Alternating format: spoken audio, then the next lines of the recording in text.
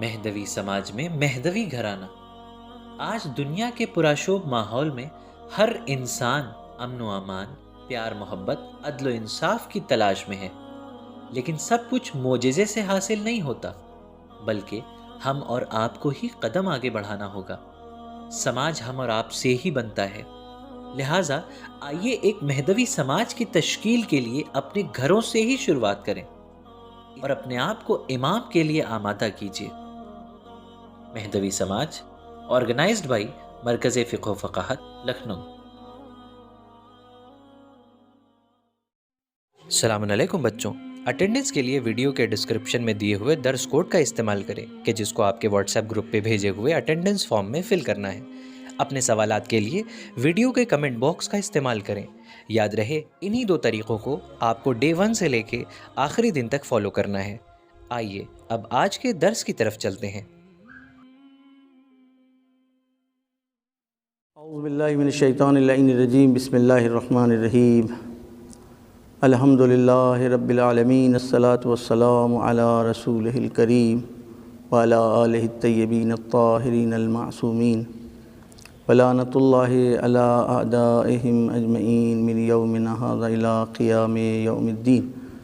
اما بعد فقد قال اللہ سبحانہ تبارک و تعالی فی محکم کتابہ وقولہ الحق، بسم اللہ الرحمن الرحیم، وشہر رمضان الذی انزل فیہ القرآن، صدق اللہ العلی العظیم۔ یا علی یا عظیم یا غفور یا رحیم، انت الرب العظیم الذی لیس کمثلہ شیء وہو السمیع البصیر، وہذا شہر نظمتہ وکرمتہ وشرفتہ وفضلتہ علی الشہور، وہو شہر الذی فرضت فیہ الصیام۔ تمام ناظرین کی خدمت میں اس ماہ مبارک کی آمد پر مبارکباد پیش کرتے ہیں۔ ایسا مبارک مہینہ کہ جس کی ضیافت کا اعلان خداوند عالم اپنے نزدیک ترین بندے، محبوب ترین بندے یعنی محمد مصطفیٰ صلی اللہ علیہ وآلہ وسلم کے ذریعے خطبہ شعبانیہ میں ارشاد فرما رہا ہے اور اعلان کروا رہا ہے کہ جاؤ میرے بندوں کو دعوت دو اس ماہ مبارک کی طرف۔ یہ ماہ مبارک اپنے ساتھ نہ جانے کتنی کثرت کے ساتھ نعمتوں کو لے کر کے آیا ہے۔ یہ وہ مہینہ ہے کہ جس مہینے میں اللہ کی تمام نعمتوں میں سب سے بڑی نعمت اس ماہ رمضان میں یہ روزہ ہے، جو اللہ اپنے خاص بندوں کو اس نعمت سے نواز رہا ہے۔ یہی وہ مہینہ ہے کہ جس مہینے میں لیلۃ القدر کو اس نے قرار دیا۔ یہی وہ مہینہ کہ جس مہینے میں آسمانی چاروں کتابوں کا نزول ہوا۔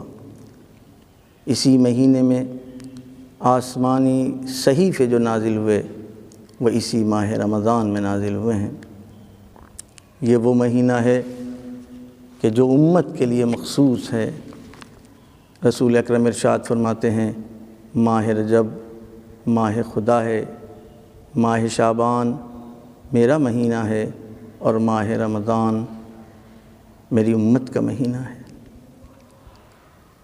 مہینہ اپنے ساتھ صرف نعمت ہی نہیں بلکہ اللہ کی جانب سے پیغام غفران لے کر کے آیا ہے، بخششوں کا مہینہ ہے، رحمتوں کا مہینہ ہے۔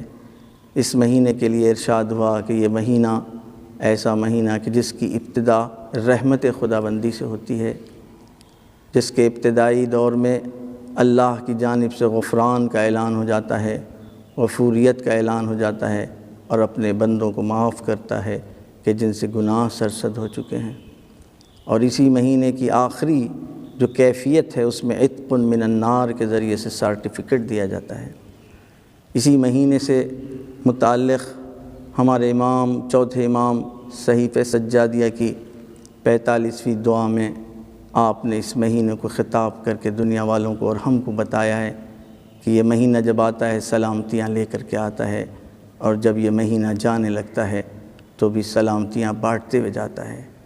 اس مہینے سے متعلق حضرت امام سجاد علیہ السلام فرماتے ہیں جب تم آئے تھے تو ہم کو خوشحال تم نے کیا تھا، ہمارے لیے خوشیاں لے کر کے آئے تھے، لیکن تم سے وداع ہمارے لیے بہت سخت ہے اور تمہاری جدائی ہمارے لیے بڑی گراں ہے۔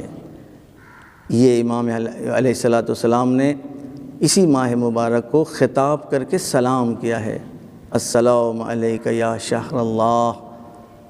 اب آپ دیکھیں کہ ہماری تہذیب میں آنے والا جب آتا ہے تو سلام کرتا ہوا آتا ہے، شاید اسی کی طرف اشارہ ہو اس ماہ رمضان کی جو کیفیت ہے کہ یہ مہینہ جب آتا ہے، کیونکہ سلام سلامتی کی دعا ہے، تو جب ماہ رمضان آ رہا ہے تو سوائے سلامتی کے اور کچھ نہیں ہے، سوائے بخشش اور عطا کے کچھ نہیں ہے۔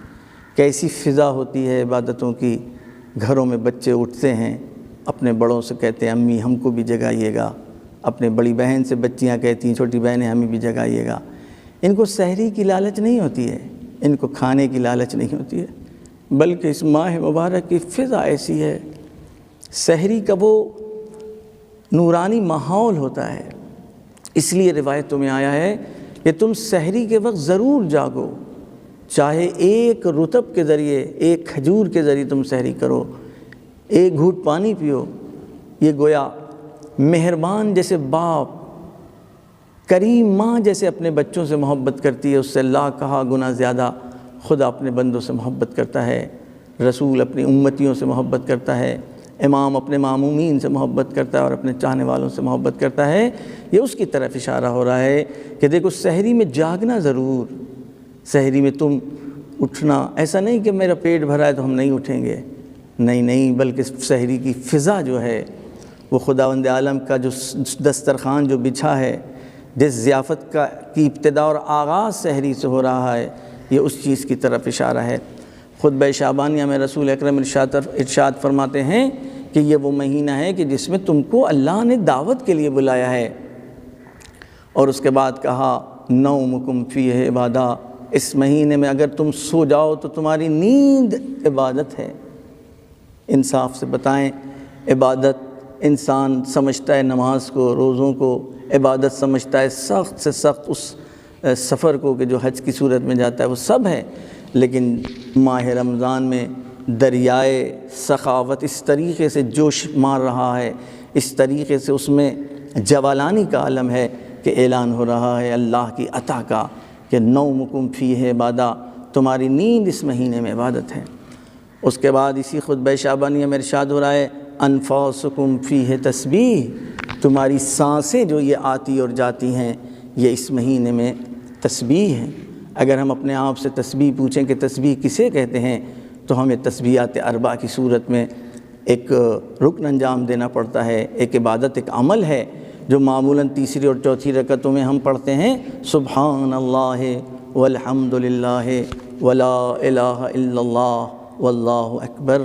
اب ماہ رمضان میں رسول اکرم ارشاد فرماتے ہیں انفاسکم فیہ تسبیح، تمہاری سانسیں جو آتی اور جاتی ہیں وہ اس مہینے میں تسبیح ہیں، یعنی ملک حیران ہے، ملائکہ پریشان ہیں، متحیر ہیں، اس لیے کہ یہ بندہ عام دنوں میں بھی سانسیں لے رہا تھا، ماہ رمضان میں آیا تو اس میں بھی اس کی سانسیں آ رہی اور جا رہی ہیں۔ ان سانسوں پر ہمارا اور آپ کا کنٹرول نہیں ہے، بلکہ اللہ کا اختیار ہے، حکم خدا سے یہ سانس آتی ہے اور جاتی ہے۔ لیکن کرم الہی دیکھیں، رحمت الہی کس طریقے سے جھوم کر برس رہی ہے کہ ارشاد ہو رہا ہے انفاسکم فیہ تسبیح، یعنی غیر اختیاری عمل کو عبادت ہی خالی نہیں بلکہ تسبیح میں تبدیل کیا جا رہا ہے۔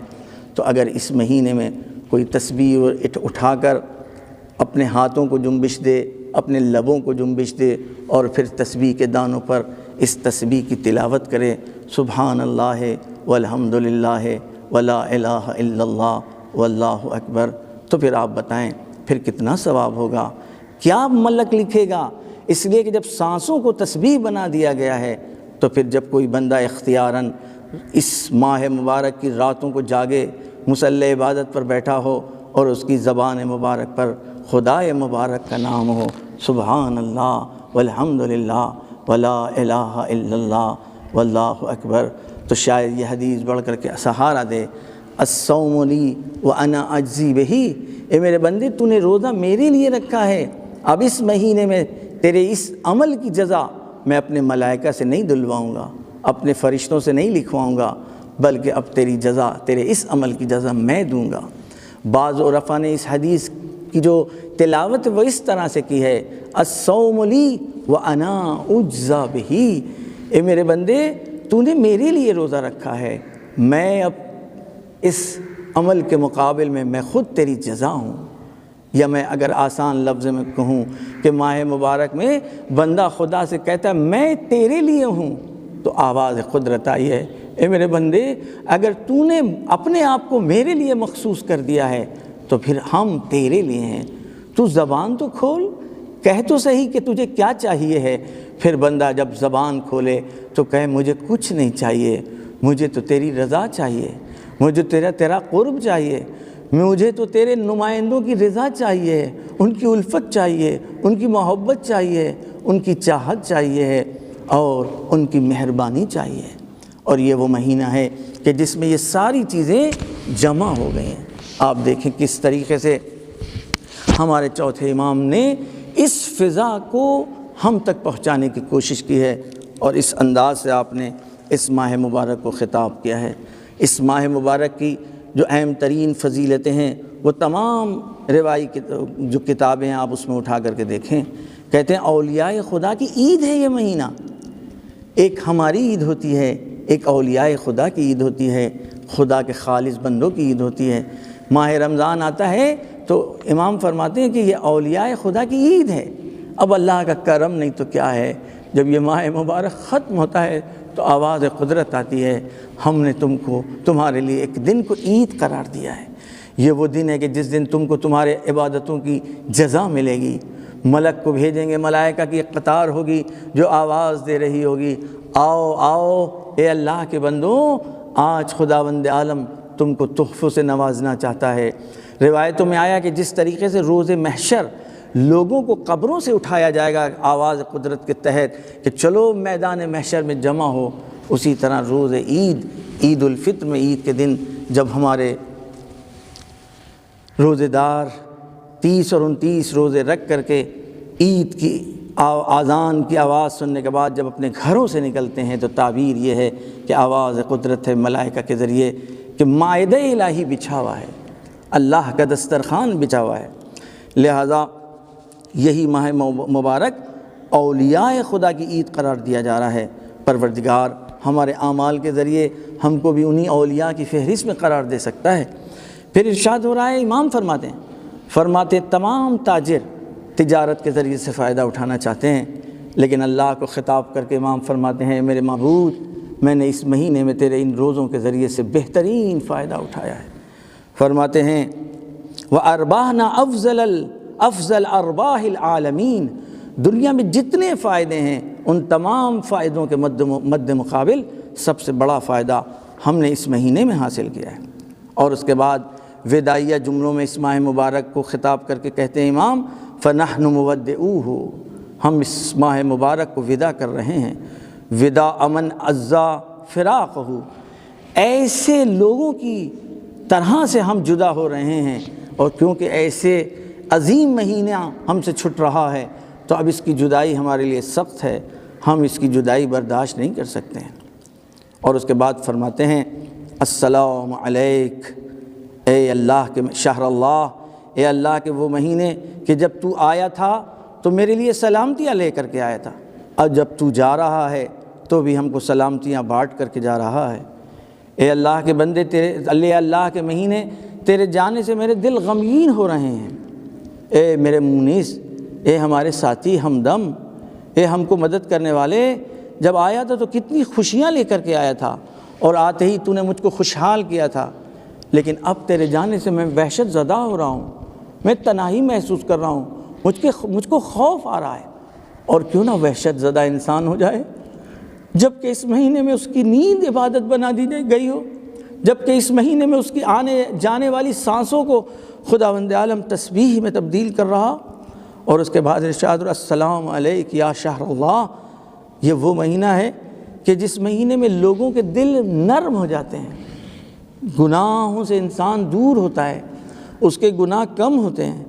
پھر ارشاد فرماتے ہیں یہ وہ مہینہ ہے کہ جس مہینے میں اس مہینے نے ہم کو شیطان کے اوپر اتنی قدرت دے دی تھی کہ شیطان ہم پر غلبہ نہیں کر پا رہا تھا، ہم پر قابو نہیں پا رہا تھا، بلکہ ہم اس ماہ مبارک کی نورانی فضا کے ذریعے سے اپنے آپ کو اللہ سے نزدیک کر رہے تھے۔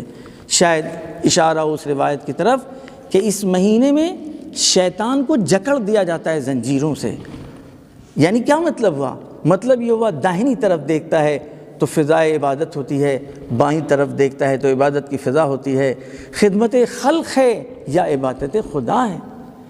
سب سے اہم ترین نقطہ اس مہینے میں جو ہمیں اور آپ کو سب کو توجہ کرنی چاہیے کہ روزے کے ذریعے سے بھوک کی شدت کا پتہ لگتا ہے، پیاس کی تشنگی کا پتہ لگتا ہے۔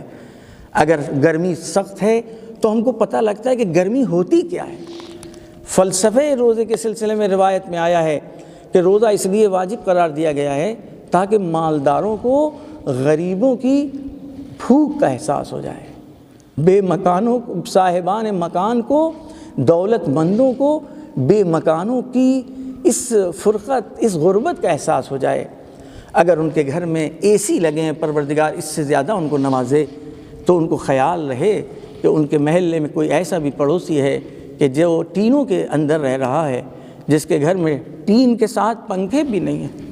اگر ہمارے بچے دسترخوان کے اوپر اے سی کی ٹھنڈک میں بیٹھ رہے ہیں، پروردگار ان کو اے سی مبارک ہو، سلامتی کے ساتھ اپنے دین کی حفاظت کر سکے، لیکن ہمارے بچوں کو اس بات کا احساس ہو، اپنے پاپا اور اپنی ممی سے کہہ سکیں پاپا ہمارے ساتھ جو اسکول میں بچی آتی ہے وہ غریب گھر سے ہے، اس کے گھر میں کولر تو دور ہے، پنکھا بھی نہیں ہے۔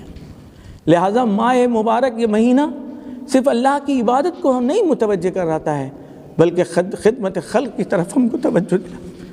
اسی لیے لوگ ماہ مبارک میں زیادہ سے زیادہ کوشش کرتے ہیں اطعام کو، افطار کے ساتھ ساتھ اطعام ہے۔ ضروری نہیں ہے کہ صرف ہم یہ ڈھونڈیں کہ کتنے لوگ ہیں کہ جنہوں نے روزہ رکھا ہے، ہم یہ ڈھونڈیں کہ ہمارے سماج میں کتنے لوگ بھوکے ہیں۔ شاید وہ روزہ رکھنا چاہتے ہوں لیکن ان کے گھر میں سحری کا انتظام نہ ہو، شاید وہ روزہ رکھنا چاہتے ہوں لیکن وہ اس بات سے خوف زدہ ہوں کہ افطاری کا ہم اپنے بچوں کے لیے اہتمام کیسے کریں گے۔ اس لیے ہم سے کہا گیا ہے ہر نماز کے بعد یہ دعا کرو۔ کون سی دعا؟ اللہم ادخل علی اہل القبور السرور، اے میرے پروردگار ہر صاحب قبر کی قبر میں سرور اور خوشنودی کو داخل کر دے۔ اللہم، اے میرے پروردگار، اللہم اغن کل فقیر، ہر فقیر کو صاحب مال بنا دے۔ اللہم اشب کل جائع، ہر بھوکے کا پیٹ بھر دے۔ اللہم اکس کل عریان، ہر بے لباس کو لباس پہنا دے۔ میں پوچھنا چاہتا ہوں یہ کون سی دعا ہے، کس چیز کی طرف ہمیں اور آپ کو دعوت دے رہی ہے؟ میں نے عرض کیا تھا یہ مہینہ معرفت کا مہینہ ہے۔ اس مہینے میں انسان اپنے آپ کو پہچانے، اپنے خدا کو پہچانے، رسول کو پہچانے، وقت کے امام کو پہچانے۔ آخر امام ہم سے دور کیوں ہے؟ آخر ہم میں اور امام میں جدائی کیوں ہے؟ آخر میری آنکھیں امام کو کیوں نہیں دیکھ پا رہی ہیں؟ آخر میرے کان امام کے نجوہ کی گفتگو کو کیوں نہیں سن پا رہے ہیں؟ شاید کہیں ایسا تو نہیں کہ مرحوم شیخ طوسی کے بقول کہ الغیبت منا ولا منکم، اے میرے آقا غیبت آپ نے اختیار نہیں کی ہے، غیبت ہم نے اختیار کی۔ ہمارے گناہ ہیں کہ جن گناہوں کی وجہ سے ہم آپ کو دیکھ نہیں پا رہے۔ آئیے اس ماہ مبارک میں عہد کریں، اے میرے پروردگار ہم خالی روزہ نہیں رکھنا چاہتے، ہم چاہتے ہیں ہمارے ساتھ ساتھ ہمارے اعضاء و جوارح بھی روزہ رکھیں، ہماری آنکھیں بھی روزہ رکھیں، ہماری زبان بھی روزہ رکھیں، ہمارے ہاتھ بھی روزہ رکھیں، ہمارے کان بھی روزہ رکھیں۔ صحیح ہے، آنکھیں میرے اختیار میں ہیں، زبان میرے اختیار میں ہے، کان میرے اختیار میں ہیں، ہاتھ میرے اختیار میں ہیں۔ بہت ممکن ہے کہ ہم تو سمجھ رہے ہیں کہ میرا روزہ ہے لیکن میں اپنے آنکھوں کو ہم اپنے آنکھوں کے روزے کو کھلوا دوں۔ بہت ممکن ہے میں تو سمجھوں کہ میرا روزہ ہے لیکن میں اپنی زبان کو مجبور کر دوں روزہ توڑنے پر۔ بہت ممکن ہے کہ میں تو سمجھوں کہ میرا روزہ ہے لیکن میں اپنے ہاتھوں کا روزہ توڑوا دوں، گناہوں کے ذریعے، غیبت کے ذریعے، تہمت کے ذریعے، بہتان کے ذریعے، غلط طور پر میری زبان کھلے، غلط الفاظ میری زبان سے نکلے تو میری زبان کا روزہ ٹوٹ گیا۔ شاید روز محشر یہ زبان کہے کہ میں بھی روزہ رکھنا چاہتی تھی، لیکن مجھ کو تو نے کسی کے کنٹرول میں دیا تھا، کسی کے اختیار میں دیا تھا، اس نے میرا روزہ توڑوا دیا۔ آنکھیں کہے میں روزے دار تھی، لیکن اس نے خود تو اپنا روزہ رکھا تھا، لیکن میں اس کے اختیار میں تھی، میرا روزہ ٹوٹ گیا تھا۔ لہذا صحیح معنوں میں روایتوں میں آیا ہے کہ ہمارے ساتھ ساتھ ہمارے اعضاء و جوارح بھی روزہ رکھتے ہیں۔ صحیح روزہ وہ ہے کہ جب میری زبان بھی روزہ رکھے، میری آنکھیں بھی روزہ رکھیں، میرے کان بھی روزہ رکھیں، میرے ہاتھ بھی روزہ رکھے، نہیں بلکہ میرا دل روزہ رکھے۔ وہ عرفان کی اعلیٰ ترین منزل ہے کہ جہاں سوائے اللہ کی ہاں کے، سوائے اللہ کی نہیں کے، اب اس دل میں کسی کی ہاں اور کسی کی نہیں بس نہیں سکتی ہے۔ اور اسی مشق، تمرین، ایکسرسائز کا نام ہے روزہ۔ روزہ کف النفس، انسان اپنے نفس کو روک لے ان تمام چیزوں سے کہ جن چیزوں کو خداوند عالم نے روزے کی حالت میں منع کیا تھا۔ سب چیزیں عام طور سے حلال تھیں، لیکن اللہ کی رضا کے لیے ہم نے صبح ہوتے ہی نیت کر لی، انی اصوم للہ قربۃ للہ، میں نے آج کا روزہ رکھا ہے اللہ کی قربت کے لیے اور اللہ کی رضا کے لیے۔ لہذا اب میری زبان صرف نہ کہے کہ میں نے روزہ رکھا ہے، عرفانی روزہ، عرفا کا روزہ یہ ہے کہ انسان اپنے تمام اعضاء و جوارح کے ساتھ روزہ رکھے۔ لہذا اپنی معرفت، اپنے خدا کی معرفت اور اپنے رسول کی معرفت، اور پھر وقت کے امام کی معرفت، جو امام رحمت ہے۔ خدائے رحمت نے دین بھیجا تو دین رحمت، رسول بھیجے تو رسول رحمت، رسول کے بعد جو امامت کا سلسلہ ہوا وہ بھی سلسلہ رحمت ہے۔